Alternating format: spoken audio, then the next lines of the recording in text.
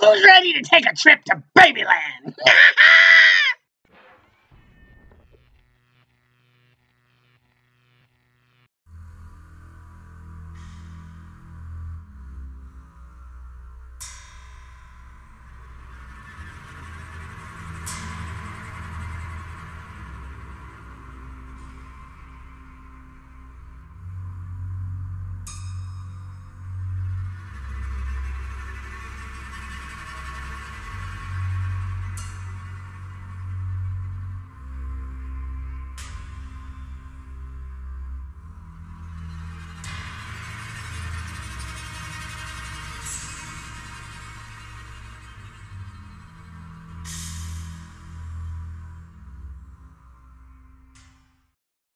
Meow! Hey there, ghosts and ghouls. We're like Boo here, and I'm just packing up for a trip I'm planning.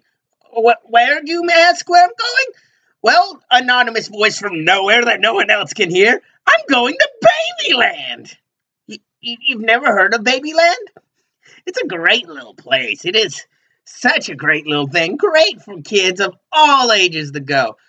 You still don't know? You've never seen the commercials? Oh, that could just be because you haven't been looking hard enough. Babyland, such a great place. Why don't I tell you a story about it and you can tell me how good it sounds? This is Babyland by Nick Bartik. Enjoy.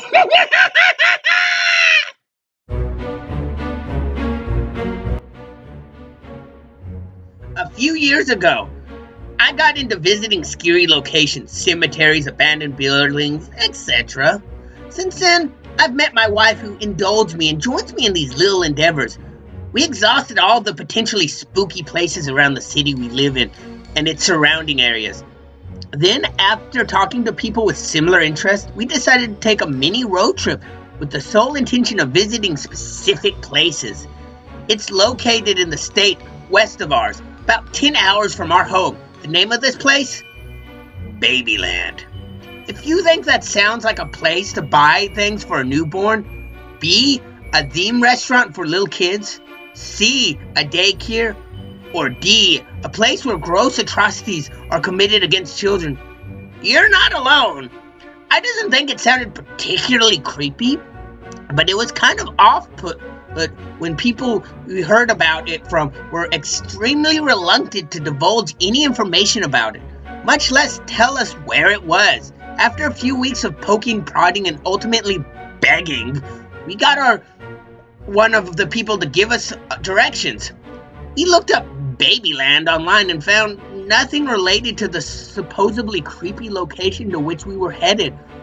All we were going on was the suspected limited words of someone we didn't really know besides having a single common interest. The reluctance of the rest of the, I don't want to say ghost hunter community, because that's not really what we do. I guess I'll just call it thrill-seeking community admittedly made both me and Kimmy that much more interesting.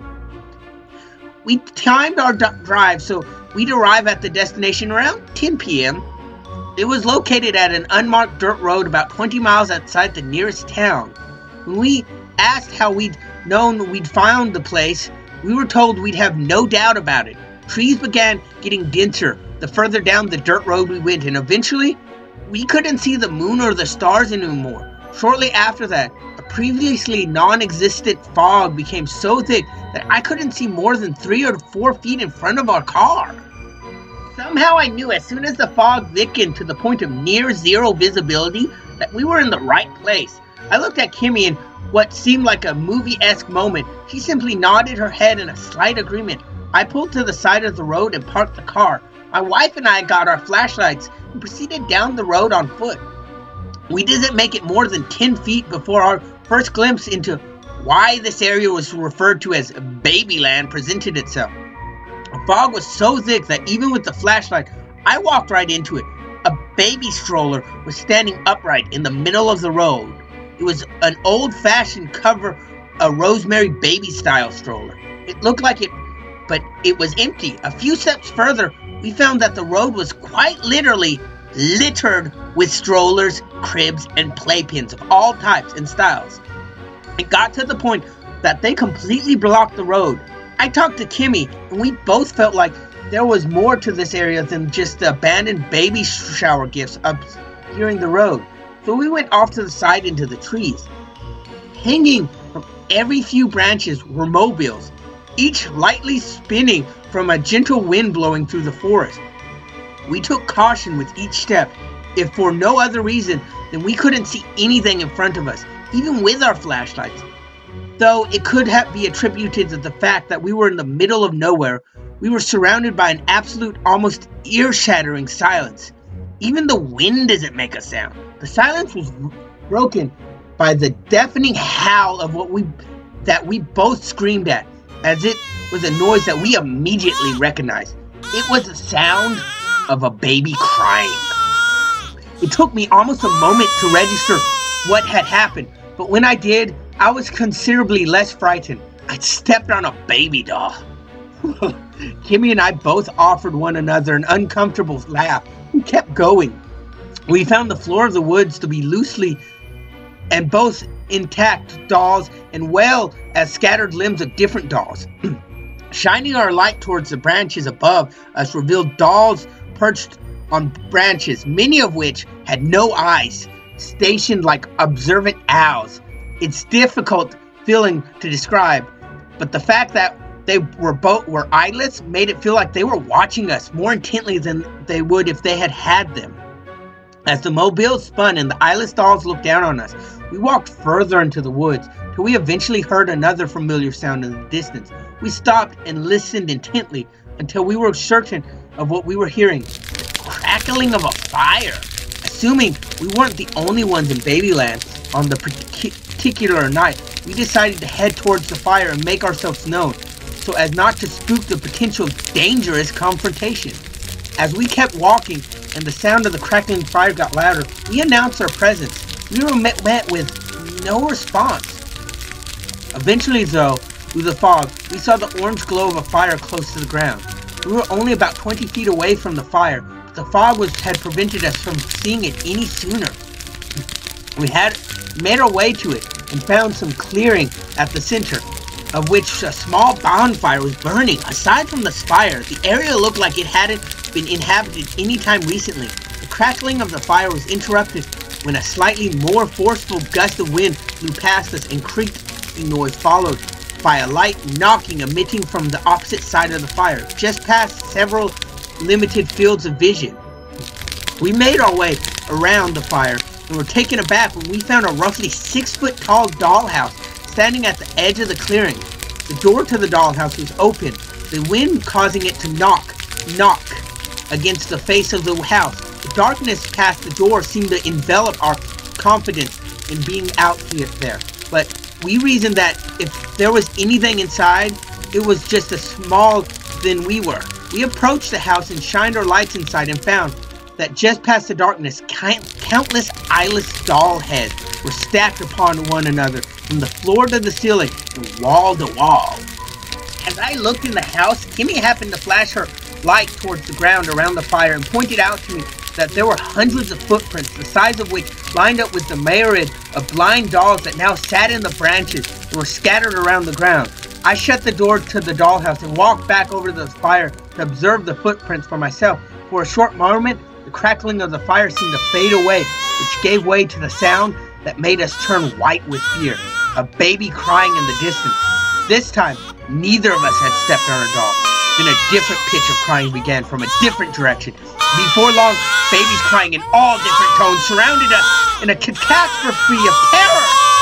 Suddenly, in a blink of an eye, the fire died out, leaving nothing but smoldering embers and uneven streams of smoke. Ash began to carry away by the wind. This prompted us to flee the area that made out our way back to the car. The sounds of shrieking infants, joined by the now active mobiles playing nursery rhyme, turned into horrific fashion, and both seemed to follow us all the way back to the dirt road on which our car was parked. We made it to the road, but came out the woods at a different point than we had entered, so we waded across the road through the mess of strollers, cribs, and playpens to our car. But when we got to it, the area was still full of all those things. Where our car once sat undestructed, now was surrounded by child's necessities. The eyeless doll sat on the hood. We opened the car door, found that the floor of the car was covered in both doll dresses and random doll limbs. Without taking the time to clean the car, we got in, and I floored the vehicle in reverse, blasting through the crib, strollers, and playpens. Once I had the room, I turned the car around, and we sped out of there like bats, like lives depended on it. Before long, the fog had cleared up, and the road was undestructed. We had only been in Babyland for about 15 minutes, but the experience took us much more than 15 minutes away from our lifespan. After stopping and getting all the dolls' paraphernalia out of the car, we drove through the night, back to the safety of our homes. I know now why no one wanted to tell us about Babyland. It's because what happened there can't be rightfully explained. And it's for the same reason I'm not going to give any of you definitive information on the location. Anyone who asks me, be it on Reddit No Sleep community or otherwise, will never get any information regarding its whereabouts. I will never send anyone there, and I most certainly will never go back there myself.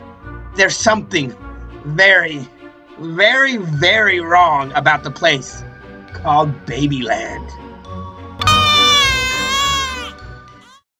So, my ghoulies, what you think of that?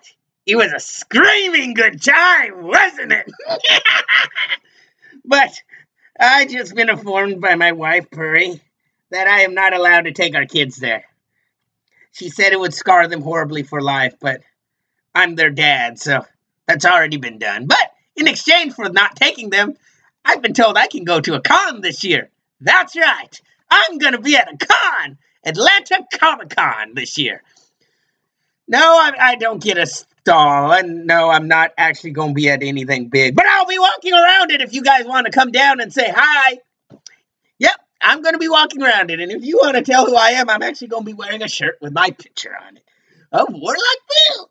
Yeah! So, I mean, come down there and say hi to me while I'm walking around. I would love to see people that watch my channel. That would be so much fun. But on top of that, I also have a Patreon now. So if you guys want to check that out and help me buy new equipment and groceries and pay my bills, you can look at the link down below. But till then, this has been Warlock Boo, hoping to be spoken y'all later. Bye.